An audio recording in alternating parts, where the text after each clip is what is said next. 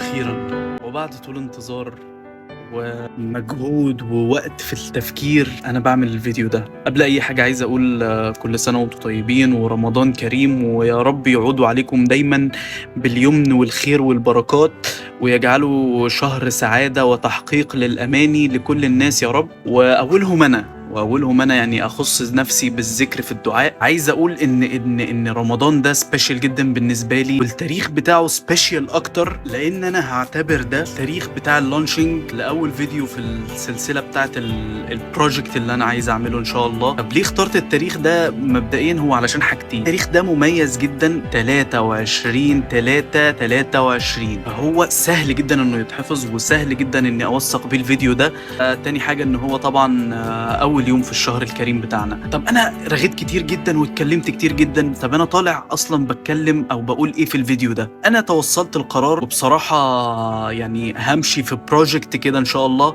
عايزكم أنتوا اللي تساعدوني فيه بإذن الله. قبل ما أقول لكم إيه هو القرار أو إيه هو البروجكت ده، أنا عايز أخدكم معايا في رحلة كده ل3 مواقف حصلوا معايا في حياتي. بصراحة هم شكلوا وكونوا عندي جزء كبير جدا في تفكيري وفي توسيع المدارك عندي، وخلتني بصراحة أتوصل في النهاية لأن أنا قاعد قدامكم دلوقتي. هم 3 مواقف. أنا حياتي فيها مواقف كتير جدا ومريت بمواقف كتير جدا، منها الحلو ومنها الوحش، ولكن في 3 مواقف مهمين جدا بصراحة، دول اللي مش قادر أنساهم، ودول اللي كان ليهم تأثير بشكل كبير جدا عليا في كلامي، في طريقة تفكير، قراراتي عموما بشكل خاص. عايز أقوله إحنا حياتنا مليانة بالاختيارات، حياتنا كلها مبنية على اختيارات. إحنا بنبدأ نقرر هنروح فين وهنيجي منين. الاختيارات دي اهي بيتبني عليها قرارات، يا تطلعنا فوق نزلنا تحت.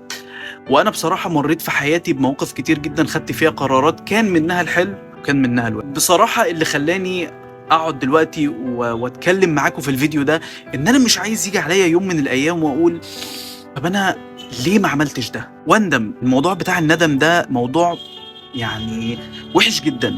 لما توصل لمرحلة انك انت كان في ايدك حاجة تعملها، وكان عندك الوقت، كان عندك الامكانية انك تعملها، وانت كسلت او خفت او ترددت للحظة، بترجع تندم عليها تاني. الموضوع بيبقى وحش جدا واحساس وحش جدا، وانا بالتالي بعمل الفيديو ده علشان اجي بعد كده قدام ما احسش بالشعور ده خالص. اول موقف بالنسبة لي ده انا هرجع بيه بالزمن 17 سنة لورا.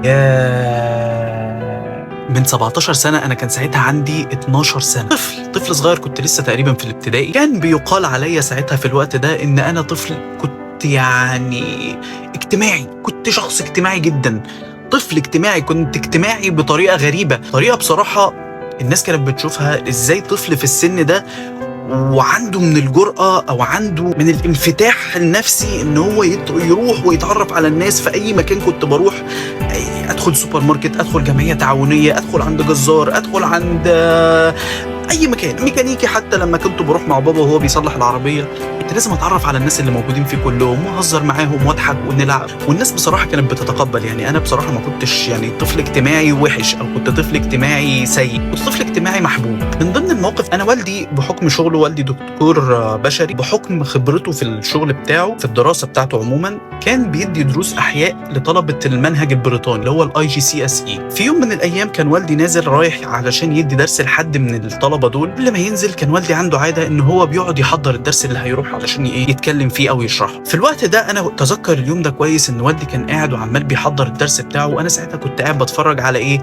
سبيس تون، قناة شباب المستقبل. في الوقت ده سبيس تون دي كانت قناة رسمية للجيل كله تقريبا، المتحدث الرسمي باسم الطفولة هي كانت قناة سبيس تون. الوقت ده كان صعب أي حاجة ممكن تلفت نظري غير التلفزيون، أو أي حاجة ممكن تلفت انتباهي غير التلفزيون، ولكن أنا بشكل غير طبيعي أو بشكل غير مفهوم في ساعتها، في وقتها لقيت نفسي بركز مع والدي وهو قاعد بيحضر الدرس، وشفته وهو قاعد بيتكلم وهو قاعد بيشرح وهو قاعد بيختبر نفسه كده في الشرح. حسيت ساعتها بشعور، ساعتها ما كنتش فاهم ايه هو ده، ولكن كان تملكني احساس بالنشوة، واللي هو عارف انت الشعور لما تبقى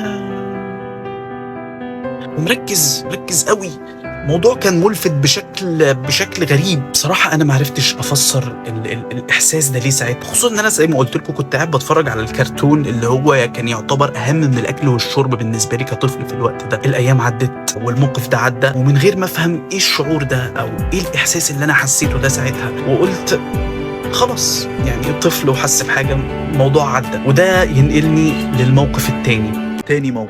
تاني موقف بصراحة ارتبط معايا بشخصين. عارفين انتوا لما تيجوا تسألوا عن حد معين بقالكوا كتير ما تعرفوش عنه حاجة ويقول لك اسكت يا عم، ده حياته اتشقلبت 180 درجة وحاله اتغير بقى غير الحياة 180 درجة، يعني من شخص بقى شخص تاني خالص. حرفيا الشخصيتين اللي انا عايز اتكلم عليهم هم غيروا حياة الملايين 180 درجة. أول شخص بالنسبة لي الشيخ محمد متولي الشعراوي رحمة الله عليه. الشيخ محمد متولي الشعراوي أنا مش هتكلم عليه كقامة وقيمة وعالم كبير، أنا هتكلم عليه في الموقف بصراحة اللي ارتبط بي أنا، بداية معرفتي أو بداية رؤيتي للشيخ محمد متولي الشعراوي. في يوم من الأيام في أسبوع من الأسابيع بعد صلاة الجمعة، البرنامج المعتاد بتاعه حديث الشيخ الشعراوي اللي كان بيجي بعد الصلاة، كانت البيوت كلها تقريبا بتقعد تتابعه. أنا ساعتها كنت لسه طفل، بالنسبة لي قناته شباب المستقبل كانت هي الراعي الرسمي للطفولة. ففي الوقت ده بصراحة أنا أتذكر اليوم ده والدتي جت أجبرتني، قالت لي لا لازم تقعد تتفرج عليه. أنا بصراحة كنت ساعتها متضايق جدا وما كنتش عارف ليه الإصرار الشديد ده من والدتي إن أنا أقعد أتفرج.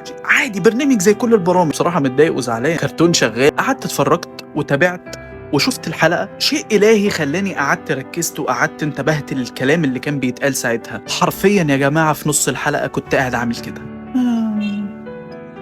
ايه الجمال ده، ايه البساطة دي. الموضوع كان حلو جدا وجميل جدا، انسيابية والبساطة في توصيل المعلومة وهو بيفسر الآية الكريمة كان شيء مبهر، كان شيء عجيب، كان شيء غريب. تملكني الشعور ده والإحساس ده، ما كنتش عايزه يخلص. الراجل ده كان عنده مقدرة وكان عنده موهبة انه يقدر يوصل المعلومة، هي معلومة بس يقدر يوصلها لشخص في المستوى الفكري ده وشخص في المستوى الفكري ده، والاتنين يوصل لهم المعلومة بنفس الفكرة أو بنفس طريقة الفهم. ده بصراحة كان لايف تشينجينج بالنسبة لي. ربنا يمسيكي بالخير يا والدتي، كل سنة وانتي طيبة بمناسبة عيد الأم.